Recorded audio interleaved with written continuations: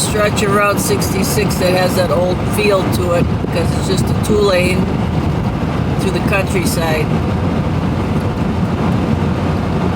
Now here's another old motel with a neon sign that's still in service because the no is lit up in the vacancy. So we got a little motel here and it's still in business. Another neat old sign, the Lincoln Motel, another neon sign, and this one's got the original cabins here, which is kind of neat. And a lot of the so-called auto courts or the early motels had separate units.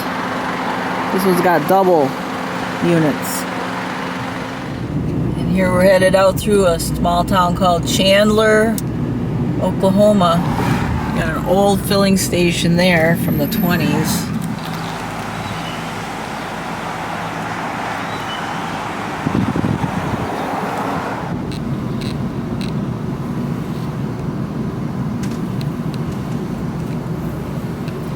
You got all the old buildings here. A lot of the buildings are from the 20s. And some of them are from a little further back. Maybe the turn of the century.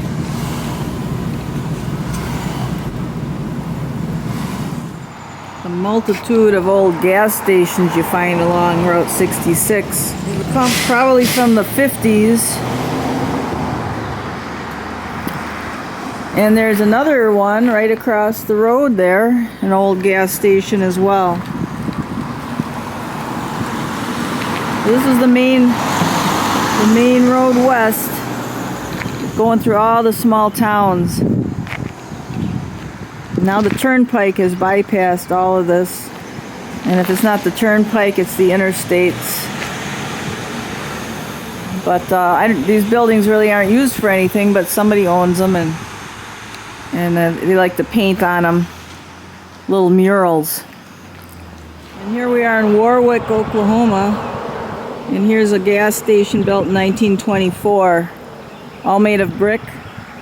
It's got the geometric designs that you see on a lot of 1920s buildings, and it's still got the old gas pumps there.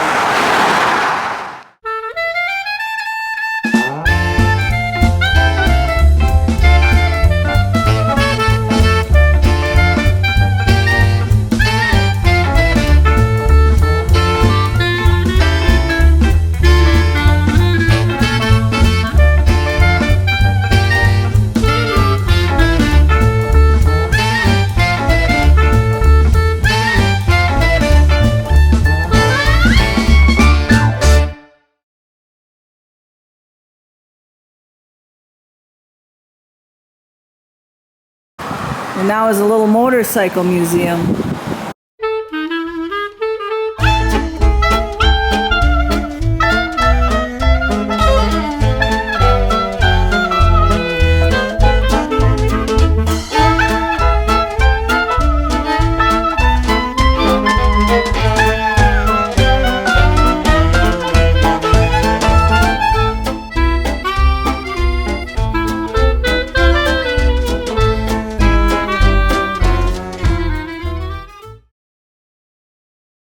Not marked.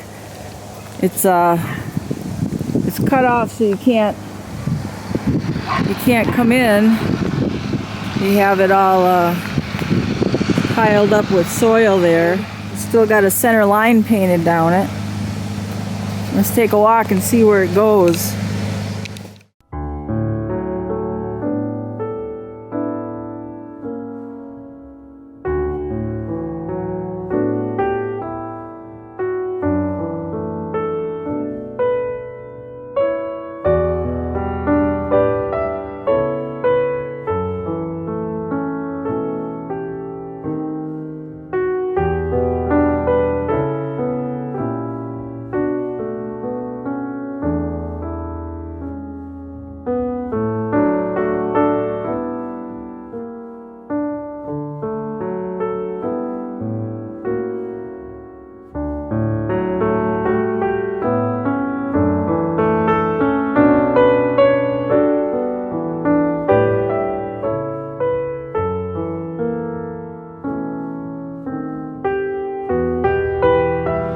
Hey, we're in Sayre, Oklahoma, at the Western Motel. They got the cool old sign. And we're going to go out and see if we can find the Cornstalk Bridge where Clyde and Buck Barrow were supposed to meet. It's not easy to find, and it might be on private property, and we might not be able to do it. So take a look and see, though, what we see.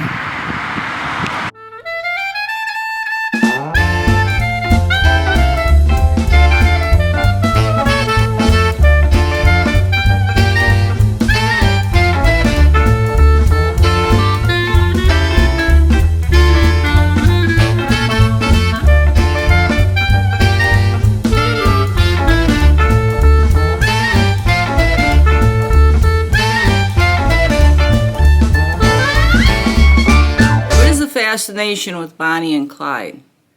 I think there's two types of fascination, and one of them is the historical viewpoint, which I have, and it's a viewpoint of being interested in a lot of strange things in history. But there's another fascination, which is a kind of an unhealthy fascination.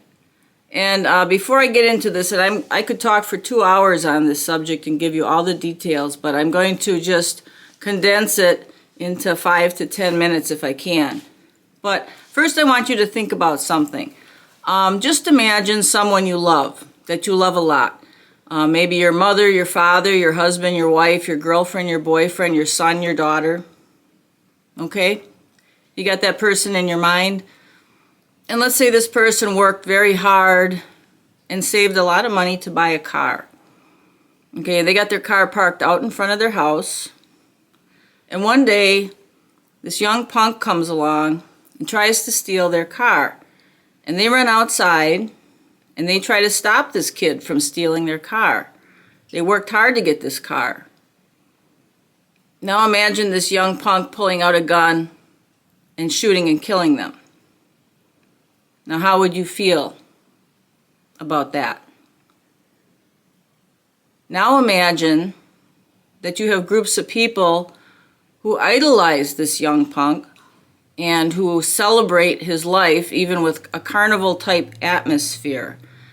I think you would be pretty disgusted with something like that. Okay, Clyde Barrow and Bonnie Parker were young people.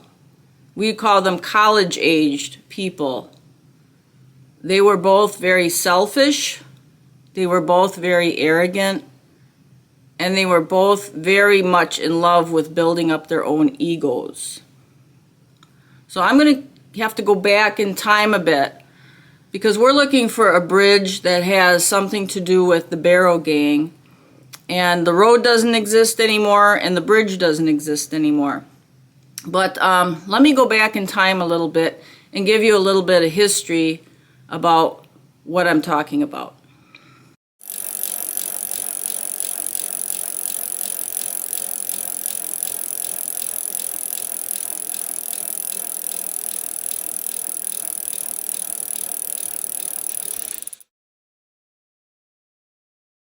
Okay, Clyde Barrow. Clyde Barrow was one of 7 children that were born to a sharecropping couple. Now, sharecropping in the South was where you would rent a few acres of land and plant some crop, and you had to pay rent to the person who owned the land. The Barrows could not make a go of this after World War I. The cotton prices dropped to the basement, and all these sharecroppers who had been growing cotton gave up and started moving into the cities. And they really had no place to go because they didn't own anything, they didn't have any money. So around these cities would grow up these encampments of people who had nowhere to go. The Barrows had 4 children, their oldest children, Elvin, Artie, Marvin, and Nell. They had already moved to Dallas. And 3 of those children had made a go for themselves.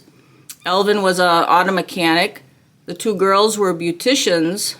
And their son, Marvin, or Ivan, or as he was a lot of times known, Buck, didn't work.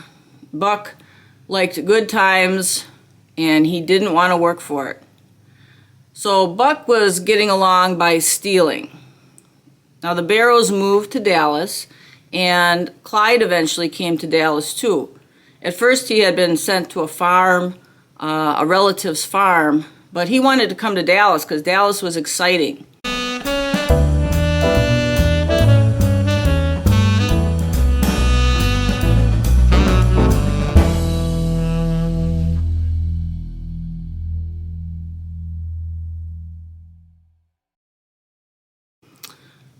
So Clyde came to Dallas. He started high school. He dropped out of high school. He got a full-time job, and he got a better full-time job, and then he even got a better full-time job, and he actually became an experienced and skilled glazier at a glass company. But, you know, for an uneducated person, the salary, the paycheck wasn't very big. He would see his brother and some of his brother's friends, and they had all this money, and they had money to spend on the girls, and they had money to go places and do things, and they didn't work. So this temptation is what Clyde Barrow gave into at age about 15. He began participating in burglaries and stealing cars.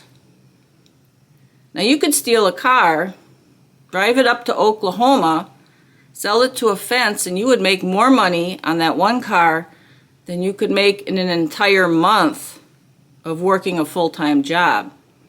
So although Clyde Barrow kept his full-time job, he started doing this other stuff on the side to supplement his income because he wanted to impress girls, and the girls, you know, they were looking for a boyfriend who had money to spend.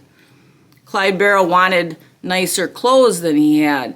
He wanted to buy stuff that he wanted to buy. He wanted to even go on vacations. He went on a vacation with one girlfriend down to Mexico. I mean, so Clyde Barrow got into a life of crime because he wanted stuff for himself. A lot of people say he was driven into this by the Depression times, but these were not the Depression times yet.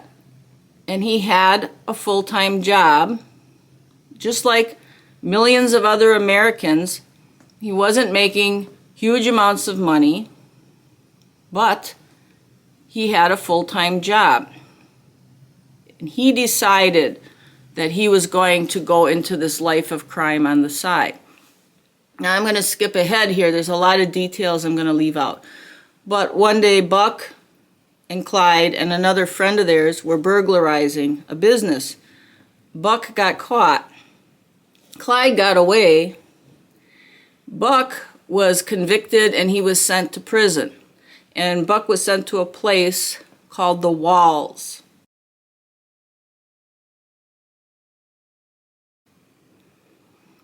The Walls was a building where the inmates made things like license plates and things like that. Buck was assigned to kitchen duty. Now, sometime later, Clyde was also caught. He was convicted of 7 counts of auto theft, and I'm sure he had a lot more counts of auto theft, but they could only prove 7 of them. I'm going to skip over a little bit and just say, when Clyde went to prison, he was sent to the prison farm. The prison farm was hard labor, and they had guards who could do whatever they wanted to you.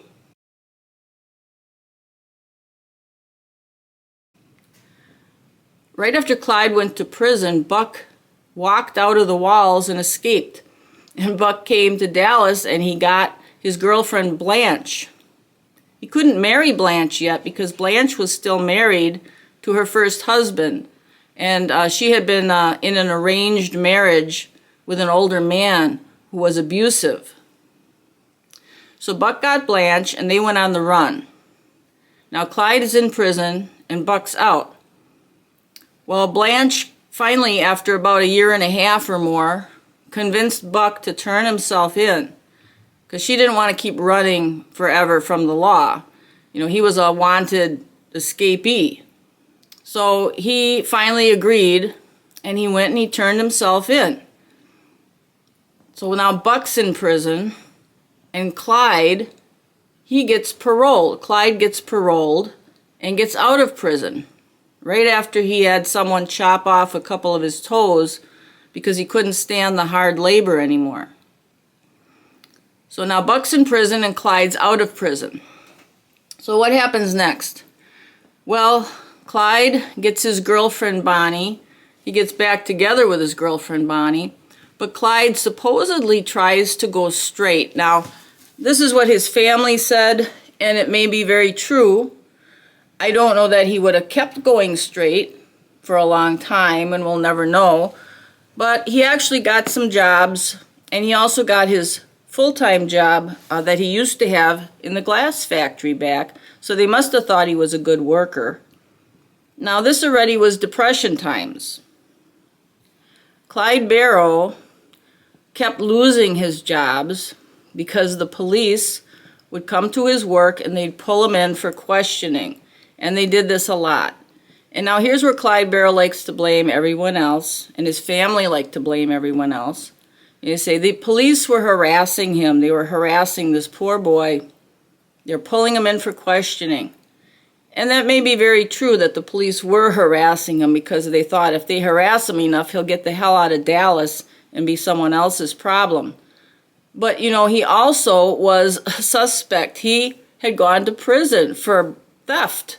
So when there was a theft of a car or something around that area, they were going to round up the usual people that are suspects, right? Round up the usual suspects. Well, they did this, and he lost his job again. And that's when he decided he wasn't going to work anymore. He was going to live as an outlaw, just like Jesse James. Jesse James was his idol.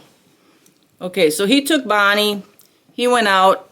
He started living by holding up little mom and pop businesses. They were robbing gas stations. They were robbing grocery stores. So this image of them as folk heroes that were robbing banks, although they did rob some banks later, it started out, they were just robbing from ordinary, hard-working people. Okay, Clyde's out pulling these jobs. They're traveling around the countryside, and Buck gets pardoned by the governor.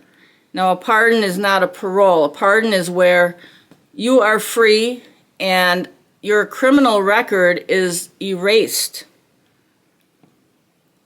Buck had married Blanche while they were on the run. Her divorce had come through at that time. So he got his wife Blanche, and they went off to visit her mother. And a day later, not even a day later, Clyde and Bonnie show up. And they have with them the other member of their gang, which is a teenage boy who's only about 16 years old. And his name is William Daniel Jones, but they call him WD. And he knew Clyde when they were growing up in this encampment for kind of the homeless sharecropping families. But he's only about 16 years old. So Clyde and Bonnie and WD have been roaming around the countryside pulling these robberies.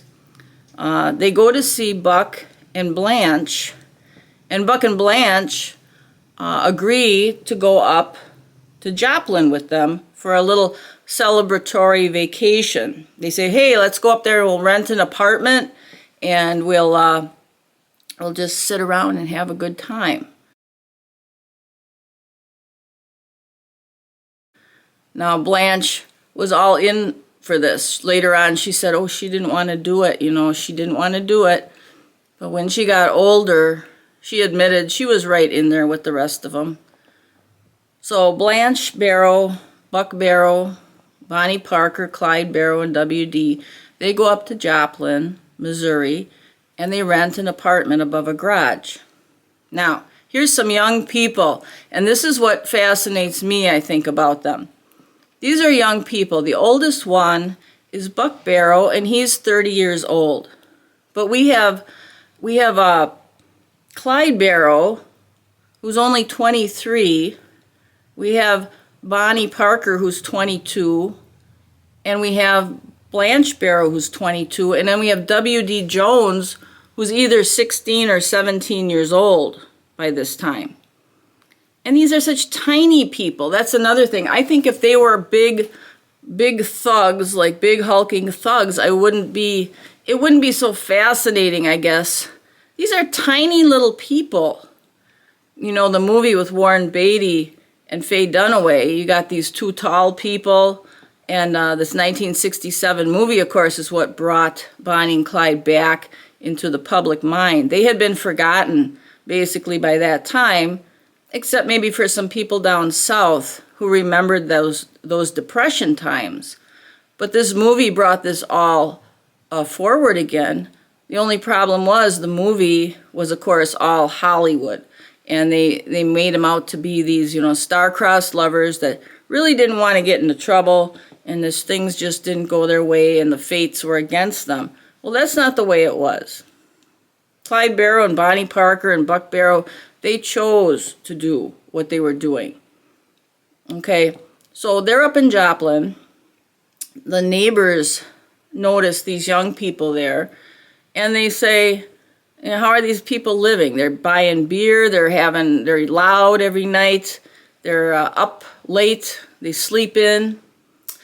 Clyde started pulling jobs in the areas around Joplin, the outlying small towns. And he took Buck with him, and Buck got right back into thieving with him. Buck, WD, and Clyde. And then the people started telling the authorities that some strange things were going on in this apartment. And the authorities believed that these were a bunch of young bootleggers that were smuggling and selling liquor. They had no idea what they were walking into, that these Barrows had high-powered guns that they had stolen from National Guard armories. And let's remember, too, that these Barrow brothers were tiny, tiny people. Clyde Barrow was only 5'6". Buck Barrow was only 5'5". Blanche Barrow was 5 foot tall, and Bonnie Parker was either 4'10" or 4'11". These were little tiny people, and they were not scary looking people, but they had this horrible arsenal of guns. So when the authorities came to the Joplin apartment, they opened fire on these policemen before the policemen even knew what was going on, and they killed 2 of them right there in the driveway.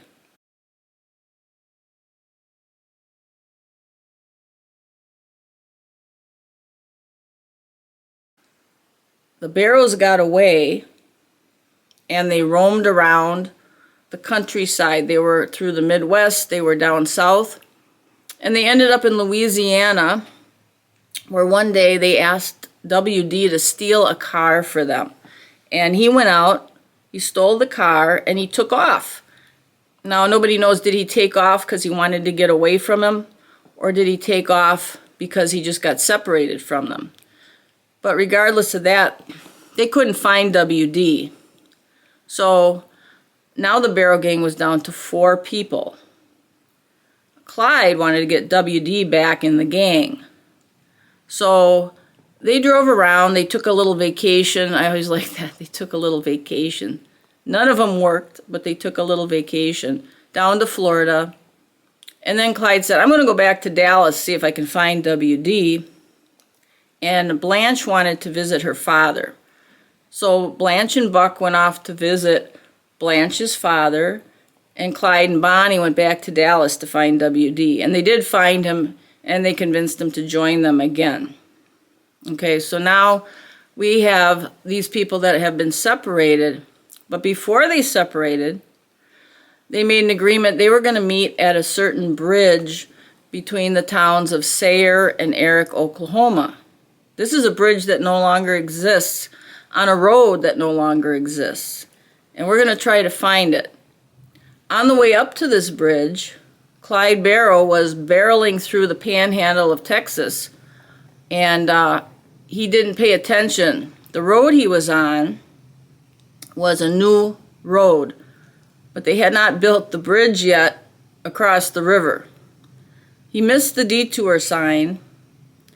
He went ahead and launched the car, his stolen car, off the embankment, and it crashed down into the river bottoms. Him and WD were okay, just a little banged up maybe. But Bonnie Parker was trapped in the wreckage, and the battery for the car had burst open, and it was spewing acid all down her leg and eating her flesh away right down to the bone. A farm family called the Pritchards, we're going to visit that site too. A farm family called the Pritchards heard the crash. They came down to the river. They got Bonnie out of the wreckage and carried her up to the farmhouse. Clyde and WD gathered up some guns, and as a thank you to this family for helping, Clyde took the family hostage in the farmhouse.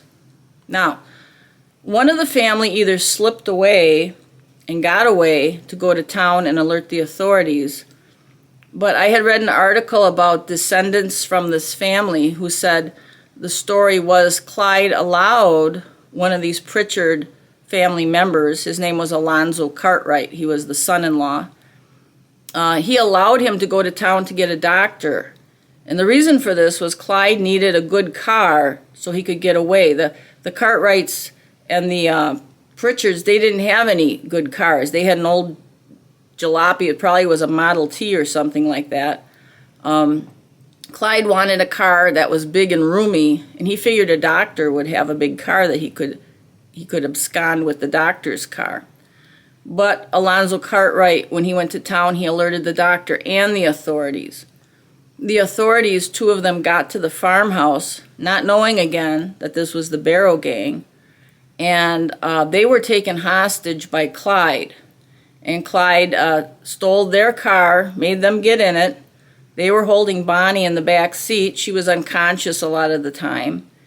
And they went up to this bridge to meet Buck and Blanche. Buck and Blanche were waiting at this bridge, and Clyde was late because of this accident. So what we're going to do is look for this bridge between Eric and Sayre, and I have a detailed map. I'm pretty sure I know where this bridge was. The only problem is, will we be able to get to it? Okay, straight out of Sayre, Oklahoma, you're going to see a Highway 152, and it curves off to the northwest right about here. But if you keep going on it, it turns into a dirt road. It looks like it should keep going straight, but it curves up, and it goes alongside this little creek here that's called Starvation Creek. Starvation Creek comes down into the river here. This is the North Fork of the Red River. And this road, I believe, kept going straight west. I don't know if you can quite see it, but there's a dotted line here, a blue dotted line. That is a wash or a gully, and I believe that is the course of the river, that the river came from up here and the river ran this way. The river now has moved to the east. But this old route of the river, as it was back in the 1920s and 30s, this red dot that I made would be right about where a bridge would be crossing that river. We tried to get in from this side. We drove in and we found ourselves on a driveway that was on private property. There was a house right near the driveway, but I believe that was the right of way at one time that went all the way across and into Sayre. We could not go there. I suppose we could have went up to the door and asked if we could drive down their driveway to the river bottoms. But you know, these days people are so paranoid that I get scared of what people might do when they see a strange car and strange people in their driveway. So we did not do that. We came around to the other side and we came this way. And when the road curved, we ended up by Starvation Creek here. This is, I believe, where Blanche and Buck were parked. They were parked next to the creek. Blanche mentions this in her memoirs. that they were parked next to the creek, and then they kept driving back down toward the bridge and then back up again because they didn't want someone seeing them sitting by the bridge and some sheriff come along and start asking them questions. So you're going to see on this side there's a pasture here, like a cow pasture, and once again there were no trespassing signs up. And I suppose we could have walked in there, but I really don't like doing that when the land is marked. I wouldn't want someone doing that on my property. So the only way to get down would be to either have wading boots and wade down the creek here, park by the creek and wade down and walk through the brush. I really wouldn't want to do that without some boots on, because there are poisonous snakes around in the river bottoms. It can also be snakes that also swim in the water. And I'm not afraid of snakes in particular, but we didn't have the right equipment with us to be hiking in that kind of territory through water and through mucky areas. Let's see though, this side where this cow pasture is.